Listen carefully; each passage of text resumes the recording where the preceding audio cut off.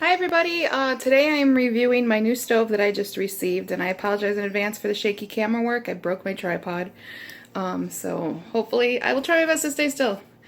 But here it is. This is my new stove in my messy kitchen. This is a Samsung gas range, and in case you think that I'm reviewing this being all braggy, like, look at my fancy new stove, I'm so awesome. No, I am reviewing this because I had the same stove we moved into our house I think 12 or 13 years ago, and the stove came with it. The stove was older than me, and I'm not the youngest person.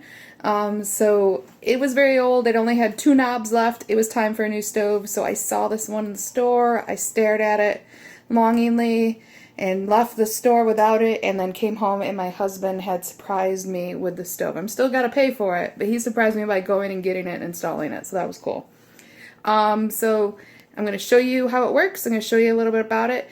To note as well, some of the things that I review, I received at a discount or complimentary. I did not with this. This is completely paid full price for this stove. Well, kind of. It has a dent, so I got a little bit of a discount. But as far as anyone else knows, this puppy was full price. So let's show you how it works. Again, this is a Samsung gas range, and here are the controls. And I'm going to quickly show you how they work. So you don't have to read the user's manual, right? Because that's probably why you're watching this. So here we go. Obviously you have the time. That's what time it is right now. And then these are all your keypads. So if you want to bake something, you're just going to press the bake button, and it's going to automatically put you at 350 degrees. If you want to be warmer than that, you can press like 400 and then press start.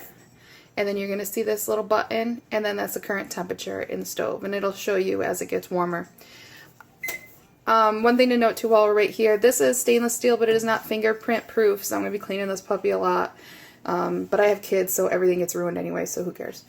Next we have bake, we have broil. So broil, we're going to press high, or we can press it again and get low, and press clear and turn that off. Here's some of my favorite buttons. We have our pizza button, our chicken nuggets button, and our bread proof oven. I have not used the bread one. We have used the pizza one. And since I have a 5-year-old, I use the chicken nugget one pretty much daily. So I'm going to show you how to use that one. What you do is you press the chicken nugget button, and you can do high or low. I just do it on high, and then you're going to press start. And then if I can show you down here, you're going to put the rack, I have it a little high. It's better on the second to the highest rack.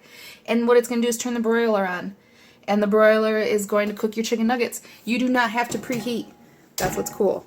And you'll see too, I open the door and it's telling me the door's open. It won't do anything if the door's open. So we're going to turn that off. There's also a keep warm button, self-cleaning. You're going to want to read the instructions if you're going to use that.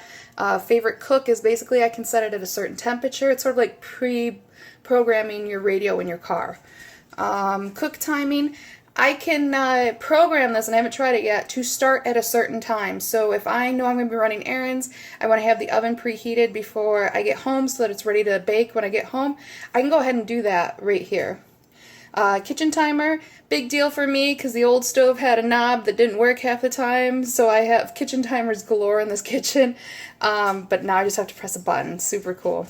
Delay start, so I can start it and wait and it'll start later. I might have these two confused. Like I said, I haven't tried either of those. These are obviously a button to set your clock. Turn on and off when you're cooking. This is to start when you're cooking. And you can lock for 3 seconds. There's stuff in the owner's manual about this. So I guess you may have to read the owner's manual a little bit. And then, of course, your light. So if I press that, you can now see in the oven. What's cool is when the light isn't on, it's sort of a mirrored finish. So you're going to see my feet and my dog fountain. Okay, on to the next stuff. And I'm sorry if I'm talking really fast. I just want to make sure I conclude everything without this video being 20 minutes long. As you can see, I have my griddle on it right now. This is the griddle that comes with it. It's solid. My wedding ring just hit it. There is a groove around the edge here, which is nice if you're cooking greasy things, but what stinks about it is when I make grilled cheese, I like to melt my butter and then put my bread on it. And I don't want to hear any comments about how that's the wrong way to do it. That's how I do it. And the butter will sort of go into the sides here. That's kind of a bummer. I think I need to level out the stove a little bit more. And hopefully that won't happen anymore. I'll show you the bottom of this. And then I'll take it off the stove. So you can see, it's super solid, super heavy, and it works very, very well. Okay, onto the burner. So you can see we have 1, 2, 3, 4, and 5. And what's neat is on the knobs, if you'll see right here, it tells you that this one, your back right, is a precision simmer burner, and the front right is the power burner, and I'm going to show you why that is right now. So if I go to light, where do you see the flame on this puppy? What? That is an insane amount of flameage. If I go back to the little guy, see, it's just a tiny guy.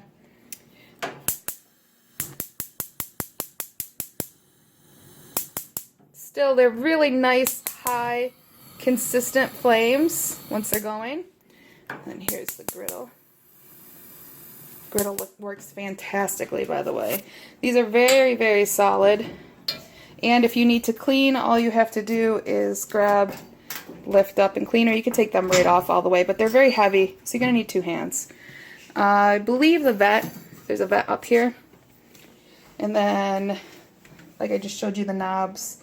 This is one thing I love because the old stove with the 2 knobs only had off and light labeled. So now I can see light, high, all these little buttons, medium, all the way down to low. There's your low flame. Love it. What else do we need to know? So I showed you really quickly the inside of the stove. This is as clean as it's ever going to be. So let's take note of it now, because it's never going to look like this again, I'm sure. Racks are easy to remove. The door is easy to open. I noticed when I was stove hunting, I mean, it's not the easiest, but it's also not the hardest. Down here is your storage drawer. It has my icky cooking pan in it.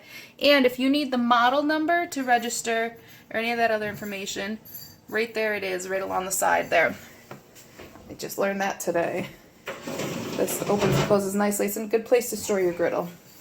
So that's pretty much it. If you have any questions, feel free to leave a comment. I'll try my best to help you out.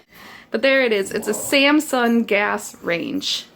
For now, I hope this was helpful.